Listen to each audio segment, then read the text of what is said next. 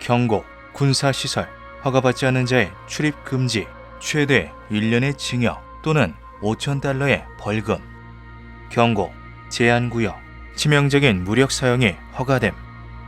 무시무시한 문구가 적힌 경고문이 도처의 산지에 있는 이곳은 미국 네바다주의 사막에 위치한 에어리어 51, 일명 51구역입니다. 서울의 2배 가까이 되는 면적을 자랑하는 1급 군사기지로 모든 것이 철저한 기밀에 붙여져 있는데요.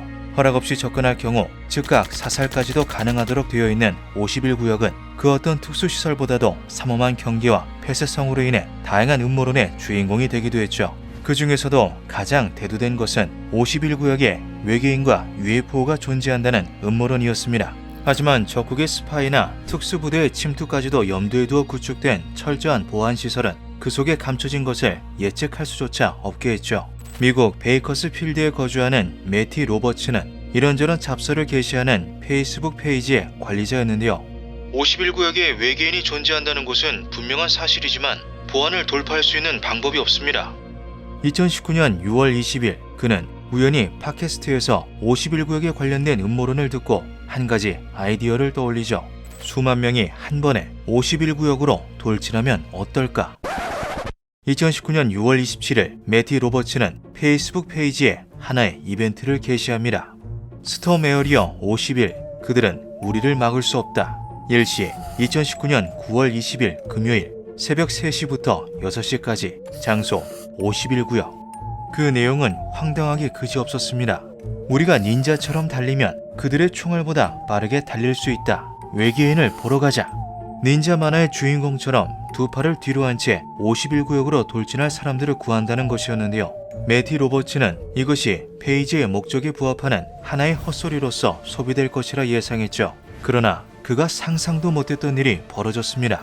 It's approaching 2 million people right now from really all over the world that have expressed interest in going to Area 51, and what started out as a fun thing is no joke anymore. 틱톡, 레딧, 인스타그램, 유튜브 등 온갖 매체들로 퍼져나간 이벤트가 순식간에 200만 명이 넘는 참가 서명을 모은 것인데요. I don't want anybody to actually get hurt with this. It was just, it started out as just from a pure stroke of imagination. It's just meant to be funny. I want to do something cool out there now that we have a bunch of people, but I don't want anybody to get hurt. 뜻밖의 사태에 당황한 매티 로버츠는 이것이 단순한 장난에 불과하며 실제로 군사기지를 습격할 의도는 없었음을 밝히려 했었죠. 그러나 사태는 이미 로버츠의 통제를 벗어나 있었습니다. 수백 명이 한데 모여 예행 연습을 시작하는가 하면 근처 숙소들의 예약이 꽉 차버리기까지 했는데요. 느닷없는 안보 위기에 당황한 미 국방부는 이에 즉각적으로 반응했죠. 공군 대변인은 미 공군은 언제나 미국과 그 자산을 보호할 준비가 되어 있다라고 말하며 군이 해당 문제를 인식하고 있음을 밝힘과 동시에 결코 51구역에 접근하지 말 것을 경고했습니다. 네바다주 남부에 위치한 넬리스 공군기지는 해당 구역에 불법적으로 접근하려는 시도는 매우 권장되지 않는다라는 입장을 공식적으로 내놓았고 FBI는 실시간으로 상황을 모니터링함과 동시에 참가자들의 수를 파악함으로써 만약의 사태에 대비하겠다고 말했는데요. 고객님의 질문에 대답하다가 실수로 제한구역 안으로 들어가 버렸던 적이 있어요. 몇 초 만에 무장 대응팀이 달려와서 버스를 세우곤 모두 내리세요 당장 이라고 하더군요. 우리 이마 한가운데에 빨간색 레이저 조준점이 나타났을 때는 정말 울고 싶었습니다. 네바다주 라스베이거스에서 51구역 근처를 관광하는 프로그램을 주로 하는 여행사 어드벤처 포토 투어즈를 운영하는 윌 트라이오는 손님들을 버스에 태우고 운전하던 중 경험했던 오싹한 일화를 언론과의 인터뷰에서 풀어놓으며 참가자들이 겪을 일을 미리 예측하기도 했죠. 수많은 경고와 우려에도 불구하고 날이 갈수록 참가자는 늘어만 갔습니다. 200만 명을 훌쩍 넘는 대인원이 스톰 에어리어 51에 참가한다는 소식은 미 국방부를 크게 긴장시켰고 동시에 매티 로버츠를 공포에 질리게 만들었는데요. 로버츠는 10만 달러에 달하는 후원금으로 당일 에일리언 스톡이라는 음악 축제를 근처에서 열기로 계획해 이미 수많은 밴드를 초청해둔 상태였기에 발을 떼기도 늦은 상황이었죠. 반면 인구가 고작 56명에 불과한 촌구 속으로 수많은 손님들이 몰려들 것이라는 소식에 지역 상인들은 잔뜩 신이 나 있었습니다.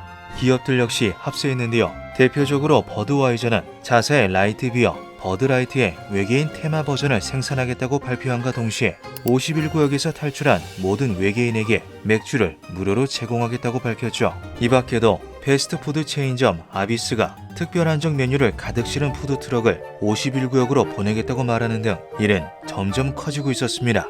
지역 공무원들은 최소 4만 명의 참가자가 올 것이라 예측한 후 주유소나 주차장, 휴대폰 네트워크 등의 과밀 문제를 해결하기 위한 대책을 밤새워 수립했는데요. 그 결과 네바다 전역에서 구급대원 300명과 경찰관 150명이 차출되도록 하는 등 여러 조치들이 수반된 대책이 통과되었고 마침내 운명의 날이 다가왔죠.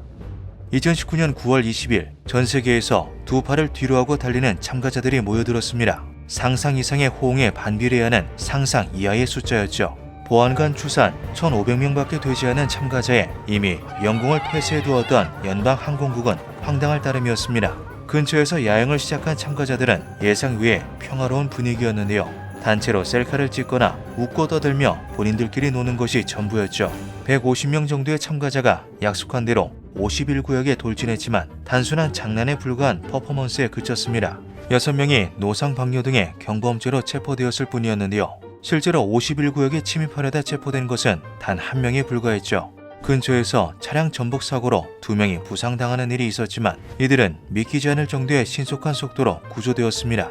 한편 국방부에서 운영하는 국방영상 정보 배포 서비스가 공식 SNS에 51구역에 접근한 밀레니얼 세대가 마지막으로 보게 될 것이라는 내용과 함께 스텔스 폭격기 사진을 게시해 대중에게 몰매를 맞는 일도 있었는데요.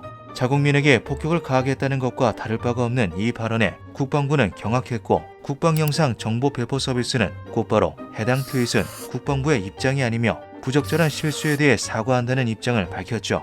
국방부의 기소당할 위기에 빠진 로버츠는 이벤트 10일 전 모든 손을 뗀 후 다른 주최자에게 권한을 넘겼습니다. 하지만 이미 해당 이벤트와 관련된 소송에 여러 건 제기된 상태였고 로버츠는 정부 시설을 침해하려는 계획을 세웠다는 혐의를 받고 있었는데요. 다행히 이 모든 것이 단순한 해프닝에 불과하다는 결론이 나오며 처벌을 피할 수 있었다고 하죠. 스톰 에어리어 51은 음악축제 에어리언 스톡의 참가자를 포함해 총 3만 명의 일일 방문객을 기록했고 이는 지금까지도 해당 지역의 최대 일일 방문객 기록으로 남아있습니다. 기묘한 밤이었습니다.